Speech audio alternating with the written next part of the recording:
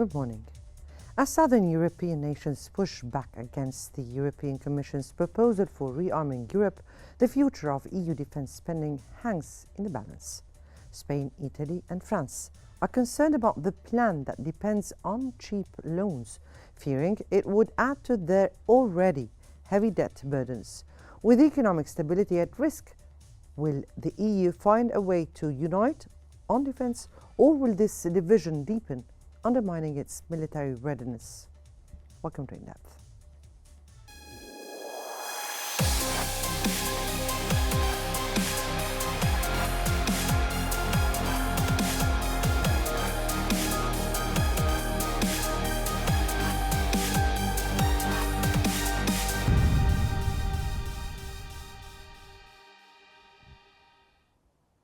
As highlighted by the Telegraph, plans for European rearmament are faltering as divisions emerge among leaders.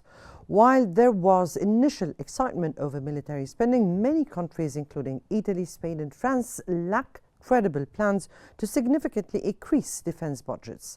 France, for example, faces a high structural deficit and rising public debt. The European Commission's €800 billion Rearm Europe plan is largely theoretical, with most funds depending on member states, and has already encountered issues like Hungary's veto and competing priorities such as climate change funding in Spain. The plan also highlights a deeper division within the EU. Some nations want to maintain US support, while others see this as an opportunity to push for European fiscal union and military independence.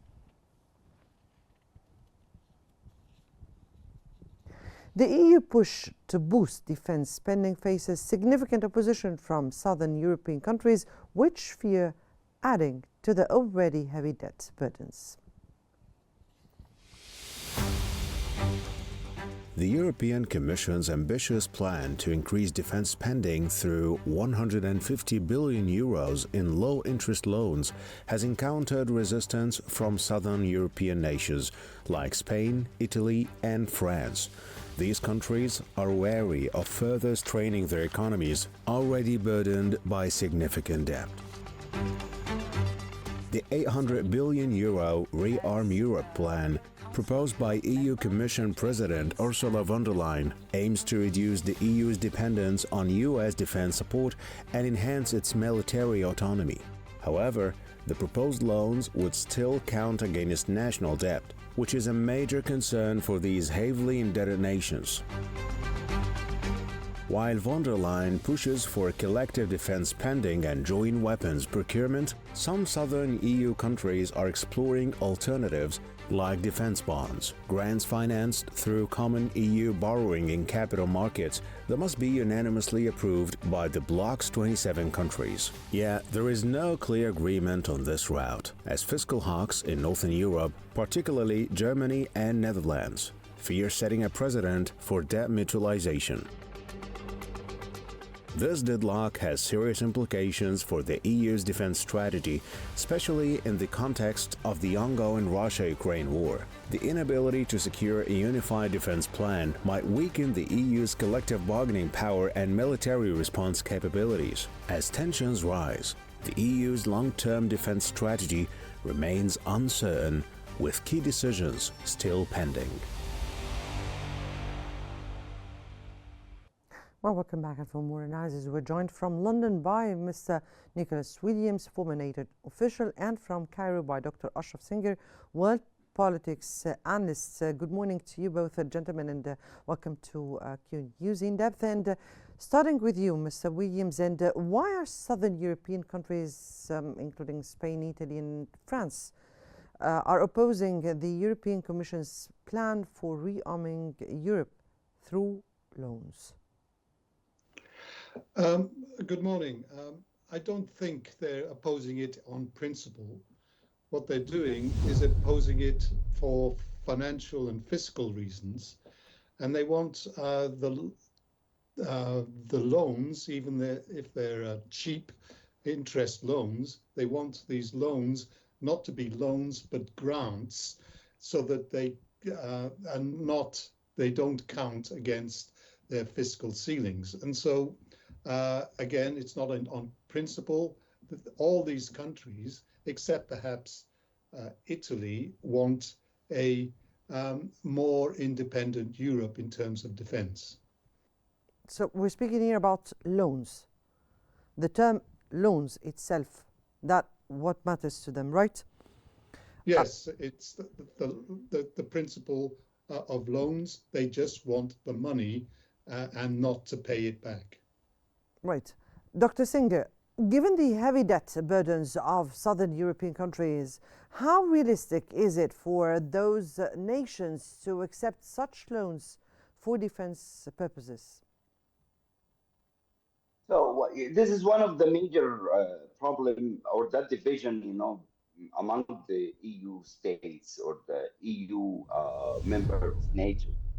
Uh, in other words, the theory of collective action can really give us like a hint how to understand what is going on there. One of the major problem of the collective action is the free riding. So most of the European countries they were and are free riding on the US as a NATO member, providing of security goods or providing the military spending for European security. With Donald Trump, made that kind of uh, action, change the status quo, that the United States is no longer no longer now currently providing the security and arms for Europeans, and the European countries they should really act collectively to defend themselves. So this is why the EU Commission proposed 800 billion dollars, almost euros, almost equal to United States spending. This is very big step to Europe. But how I can really, think the EU Commission, or what their plan or their future by arming Europe by loans or getting that from their own budget. So most of European countries, they don't really like to extract the military budget from their own budget, from their GDP, as Trump, proposed 2%, and he was asking 5%. But still, some European countries they still believe that your United States will provide the security goods. It doesn't matter the current situation, either Gaza, or Ukraine, Russia, war. That type of division or that kind of Trump, plan to acquire Greenland to be a part of the U.S. Not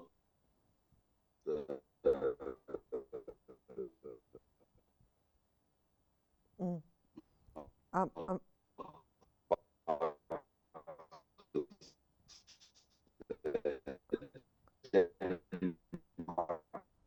Right, there seems to be a kind of technical problem here.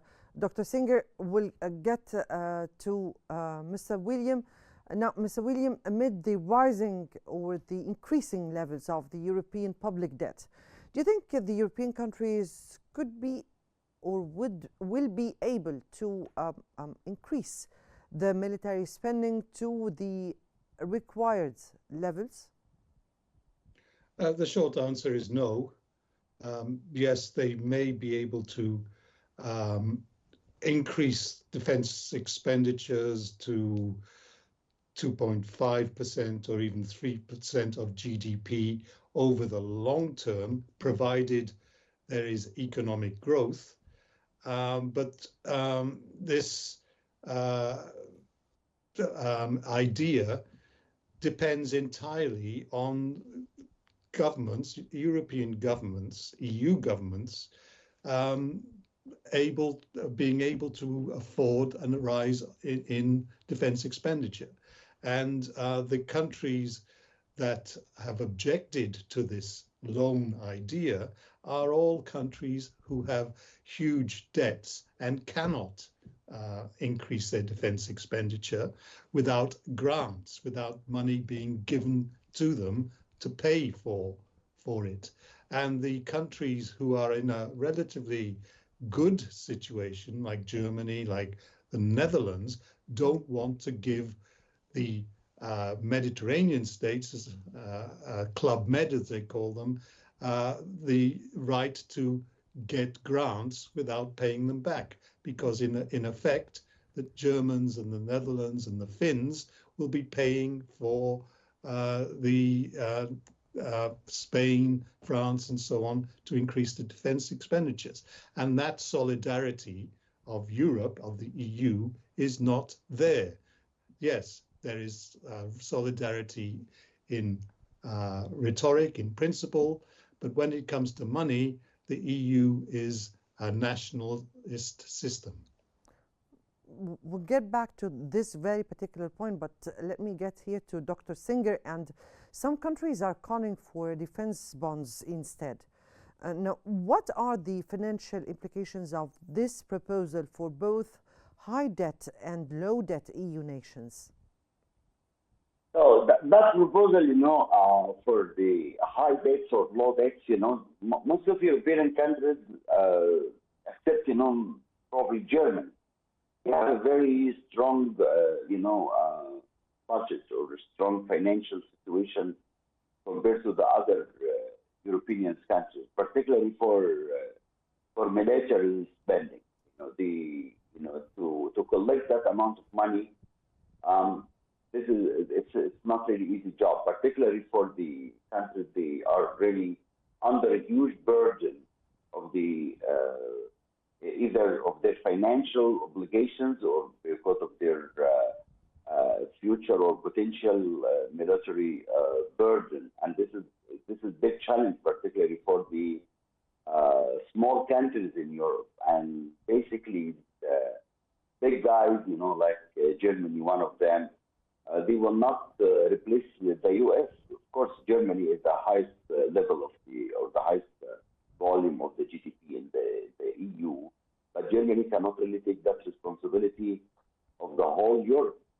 And this is one of the major problems, that Germany is not really welcoming to just to provide security goods, and the other countries just enjoying to be a free rider, as United States, was trying and is trying to kick out, the free rider countries in Europe, and this is not the policy that Germany can really accept it. So basically, rearming Europe through bonds, most of the countries will not accept, and they cannot really accept, that is, you can increase that kind of the burden on their shoulders. They don't need that, and this is major conflict or disputes in reshaping Europe. So long time ago, Europe wasn't really presenting one foreign policy, and now to move Europe to be like a one military policy is not really easy. And this is why United States was had really enjoying to see or to watching, to watch that kind of division among European countries. This is why United States was really controlling Europe from A to Z, and this is why Trump is trying, to push Europe to his plan with Russia and ending, the Russian war, Russia-Ukraine war, based on the Trump conditions, which is really representing Putin conditions, and this is why most of the European countries, they need really to find a resolution with the United States. And I think United States and Europe, it's really hard to make that division between Europe and United States, because both of them, they need each other to still forming a one dominant power in the international system. The EU plus the US is still the viable solution for peace and create stability in international politics. So this is my point of view. It seems to me like it's just shaking the status quo, but will not be as a future division between Europe and United States. Right. Mr. Williams, you spoke about the European Union and the European states, and when it comes to money, they are not on the same wavelength, or they do not have consensus among them. But we're speaking about the military expenditures. We're speaking here about the strategic importance of the issue. Now, how will these countries' concerns about that impact the overall European defense strategy, and how feasible is their alternative plan of defense bonds? Well, I think that up until 9 weeks ago, up until the advent of Donald Trump as 47th President of the United States, Europe and America had a joint venture in terms of deterring Russia and threats to Europe and also to the United States. Trump represents a break with the past and a break in the trust and confidence that the Europeans had in the United States coming to their assistance. And this event of Trump's advent to the presidency and his calling into question the transatlantic relationship has put Europe into a panic, into a turmoil, and it's difficult to foresee how this panic and turmoil in defense ideas will pan out.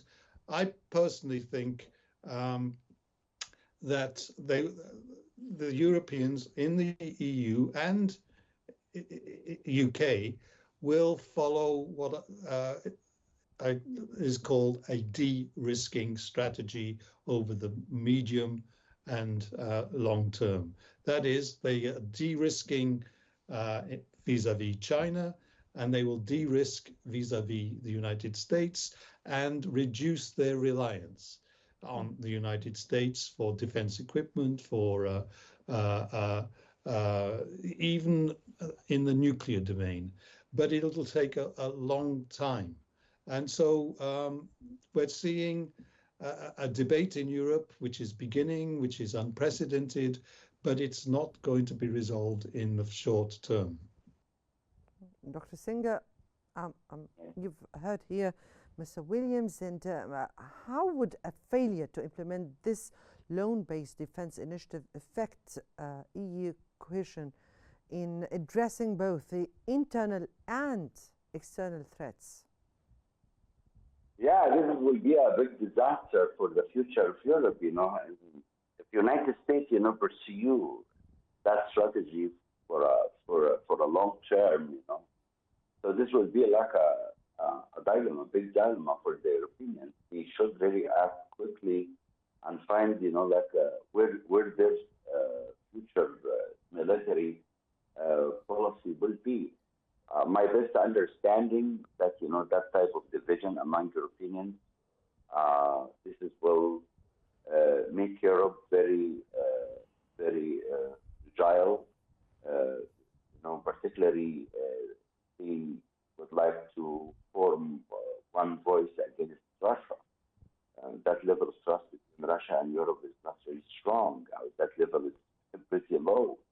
So that type of decision that Europe should really act very quickly, particularly as, you know, China and the United States could be like future rivals for Europe. And, you know, if the United States, you know, needs really to, you know, take Greenland and make that threat to Denmark and, you know, for the NATO members of Europe, this is big challenge and this big division between the United States and Europe, and the rising of China, if it's come close to Europe and their interest in the Middle East or either in the Europe, this is really bring like huge anxiety of European countries. So Europe is really facing a very challenging situation. But if they succeed, if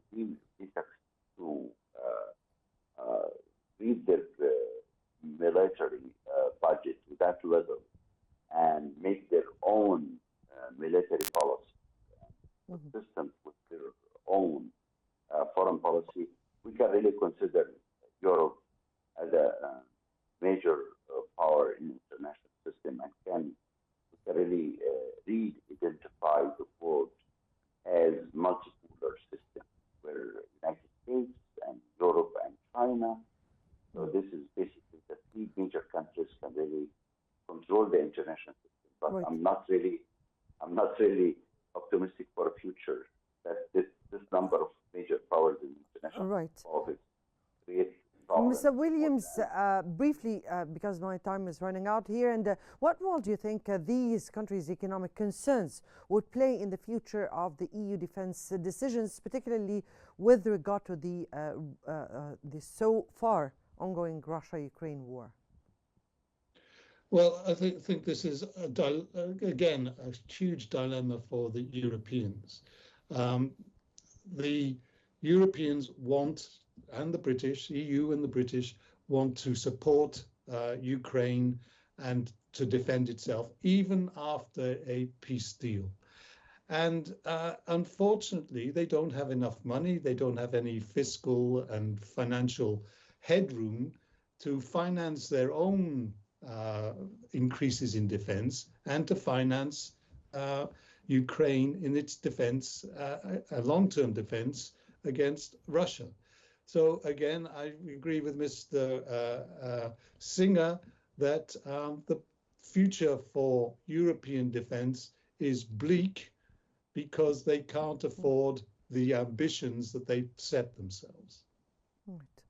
That was Mr. Nicholas Williams, former NATO official, and Dr. Ashraf Singer, world politics analyst. We thank you so much for being with us and for your insights here. That brings us to the end of today's episode of In Depth. Many thanks for watching, and stay tuned for more on Qnews.